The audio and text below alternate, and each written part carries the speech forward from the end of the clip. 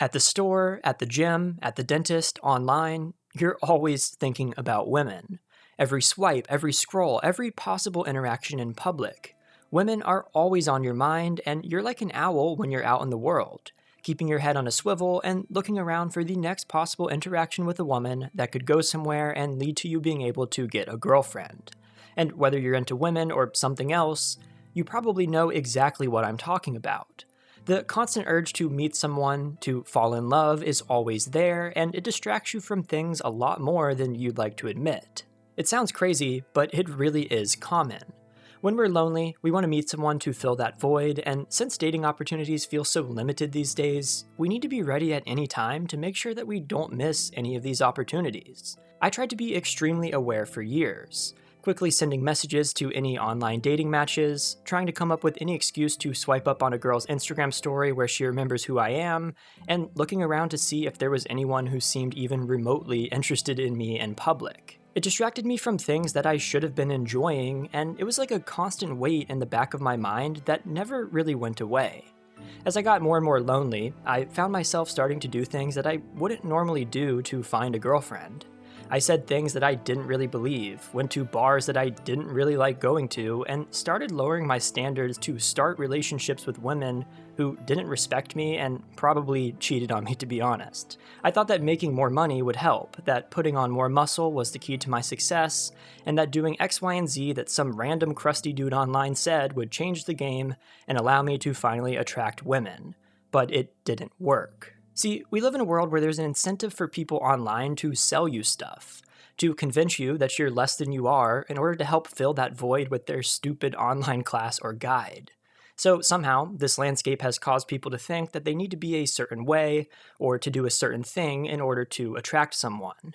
And this seems like the reality when you see these random street interviews where women say that they won't even look at a guy unless he's over 6 feet and drives a $100,000 plus car, which reinforces the cycle and has somehow convinced everyone that they need to possess a list of superficial traits in order to not be alone. And it just isn't true. In fact, I think that you should stop trying to attract women altogether. Not to give up, but actually, well, to get a girlfriend. It doesn't make sense, but I think it will by the end of this video, so stick with me. Let's go back to the perception that people have about dating. Again, online, you always hear about the traits that women are looking for. You need to be rich, have a six-pack, have a large social media following, a charming personality, no nerdy tendencies because anime and gaming are cringe, and the list goes on. These ideas are reinforced by online gurus who get money by talking about these things, and those street interviews where some random guy is asking women in the street what they think. But, well, the people selling stuff clearly just want you to feel like you're missing something so that you can buy what they're selling, and the street interviews are often at night, outside of bars or nightclubs in cities like Miami, where those are, in fact, the things that people are looking for in those areas. Of course, the woman who just came from the nightclub where she got in for free, had all of her drinks paid for, and lives in a city where showing off money and status is 90% of one's day-to-day, would have said that. That's probably what she wants. And do you think the guy would have posted the street interview of the woman who just said she's looking for someone who loves her, encourages her to be the best that she can, and is there for her when she's feeling bad? Of course not. And of course, the online gurus aren't going to make any money by saying that you need to work on your emotional intelligence, work out a few times a week so that you feel good about yourself, and find something that you're passionate about that guides you. Nobody's going to click on a video or buy a course for that. And I'm sure for that reason, this video is probably not going to do that good as well. The stuff that people post online is a self-perpetuating cycle, pretending that certain things are the reality, which then reinforces those things and causes more people to make content on them, causing more people to believe that they're true. But they really aren't true, and there's no formula or list of boxes that you need to check off to meet or attract women. So stop trying to perform, to be someone that you aren't, or to level up, and just try to be a human. I was single throughout pretty much all of college, and when I switched my mindset, I ended up meeting the girl of my dreams, and I'm confident that she's the girl I'm going to marry one day. So, what did I do? Well, the first thing is this. Stop chasing a specific outcome with women. When your goal is to just get her number or make her like you, it shows, and not in a good way. Most people know what it feels like when someone's only talking to them because they want something. It's off-putting and obvious, like when someone approaches you on the street or in the mall to try to get you to buy something.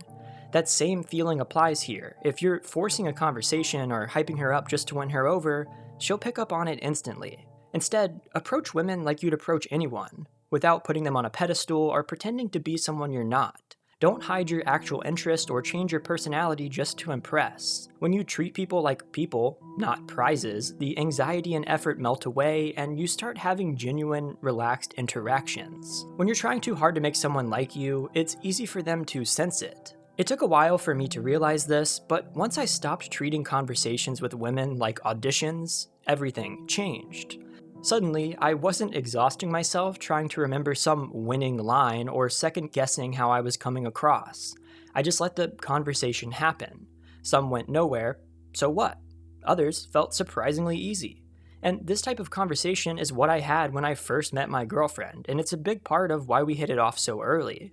I didn't hide my interests or my nerdy tendencies or my music tastes. I was truly myself, and she liked me for who I am, not for who I was pretending to be. But there's one thing that comes before this, and that's figuring out who you are. Social media, these online gurus, and even friends unintentionally feed you these ideas of who you should become if you want to be accepted. Pretty soon, it's easy to forget what genuinely matters to you or what you enjoy doing when nobody's watching. Real connection has to start with you being real, but you can't do that if you've lost track of yourself. So before you worry about being liked, take a hard look inward and ask yourself some basics, free from outside expectations.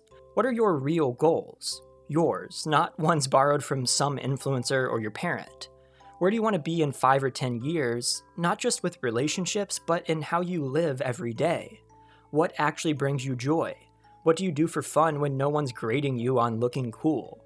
If money were no object, how would you spend your days, or what would you choose for work? What weird foods, hobbies, or random obsessions light you up for no reason at all? Give yourself permission to answer honestly, even if those answers sound ordinary or cringe by someone else's standards. That's the foundation. When you know who you are and you give yourself space to honor those parts of yourself, the right people notice and they want to be around you because of that, not in spite of it. I'm extremely passionate about YouTube, learning philosophy, country music, and coffee shops, and while these are a weird, unimpressive group of personality traits, they really are a big part of who I am. The night I met the girl who is now my girlfriend, I was able to passionately talk about these things. I didn't hide them, I didn't try to push them aside to be only interested in NFTs and sports gambling so that she would like me. I came forward with who I am, and she liked who I was, so it worked out. Because even if you do pretend, and she does like the fake version of you, she's gonna find the real one eventually. So don't hide it, because you're setting yourself up for disaster if you do. Discover yourself and make it clear who you are and what you believe, and you won't have to try and attract women. Some woman, somewhere, will one day find these things attractive. And it's hard to discover yourself, especially by yourself. Most of my passions and hobbies are things that I discovered while connecting with other people who gave me new ideas and helped me to learn who I truly was. So if you're struggling to meet people like that, consider joining my Discord and Minecraft server using the link in the description. We have over 2,000 members who are all into topics like this, and it's a great place to chat and make new friends online. And we have a whitelisted Minecraft server solely for members of the Discord that is a lot of fun, so check it out and I will see you there.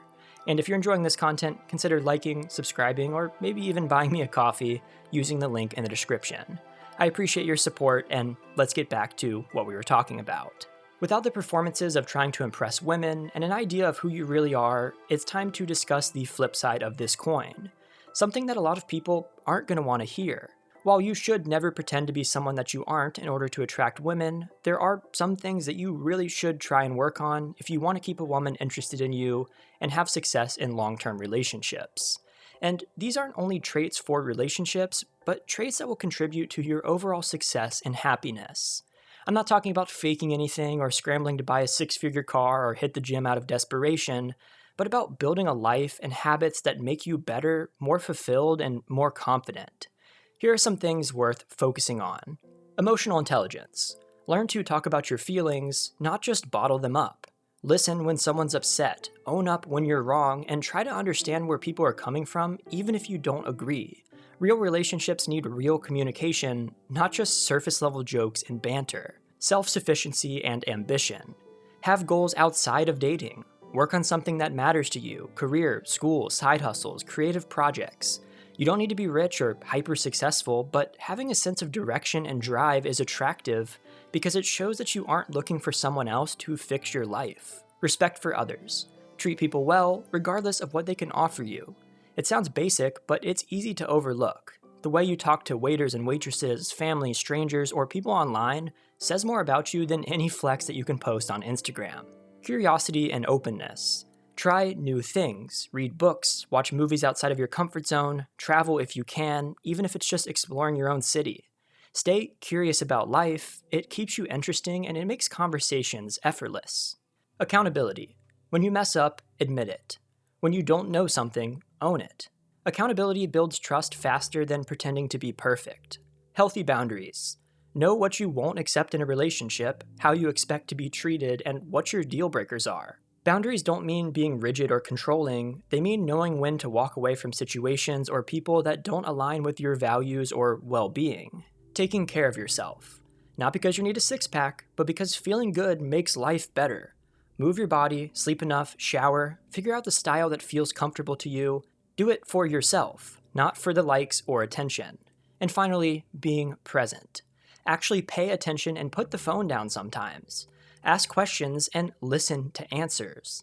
Being present is rare these days, which is why it stands out. These are just a few things that will not only help you to have more success with women, but also allow you to become a better person. As you learn more about yourself, develop some good traits, and stop trying to be so performative. You will, ironically, be able to attract women more successfully if you do this. But the weird thing is, the second that you do all of this in order to attract the women, it becomes pointless.